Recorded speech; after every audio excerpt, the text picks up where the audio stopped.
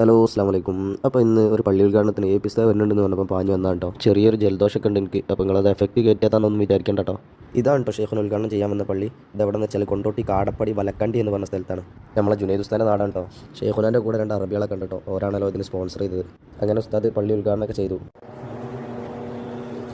അങ്ങനെ ഞങ്ങളെല്ലാവരും പള്ളി കയറി. ഉസ്താദും അതുപോലെ തന്നെ മുഖ്യാതിഥികളൊക്കെ മുന്നിൽ തന്നെ ഇരിക്കുന്നത് വല്ലാത്തൊരു രസം തന്നെ കേട്ടോ. ഷെയ്ഖുനാൻ ഇങ്ങനെ അടുത്തുനിന്ന് നോക്കിക്കാന്ന് പറഞ്ഞാൽ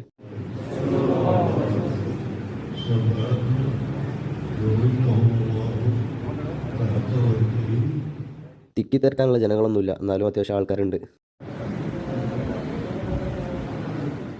അങ്ങനെ ഇക്കാമത്തൊക്കെ കൊടുത്ത് എല്ലാവരും ളുഹർ നിസ്കരിക്കാൻ വേണ്ടി സൊഫായിട്ട് നിന്ന് ഷെയ്ഖുനയാണ് ഇമാം. അങ്ങനെ നിസ്കാരമൊക്കെ കഴിഞ്ഞ് കാര്യപരിപാടിയിലേക്ക് അടുക്കണം. പിന്നെ ഈ പള്ളിക്ക് വേണ്ടി പ്രവർത്തിച്ച ആളുകളെ ആദരിക്കലും അവർക്കുള്ള ഉപഹാരങ്ങൾ നൽകലുമായിരുന്നു. പിന്നെ ഇതാണ് ഞാൻ നേരത്തെ പറഞ്ഞ ജുനൈദ് ഉസ്താദ്. മൂപ്പര് അവിടുത്തെ മെയിൻ എന്തൊക്കെ ആണല്ലോ. മൂപ്പര് പറഞ്ഞിട്ടാണ് ഇങ്ങനെ ഒരു പരിപാടി അവിടെ ഉള്ളത് ഞാൻ അറിഞ്ഞത്. അങ്ങനെ അവിടെ ഗസ്റ്റായിട്ട് വന്ന ഒരു അറബി സംസാരിച്ച് മൂപ്പരെ പേര് എന്തോ റാഷിദ് അൽ ഇമ്രാത്തി എന്നൊക്കെയാണ്. വലിയ പേരാണ്, എനിക്ക് തൊള്ളി കിട്ടില്ല.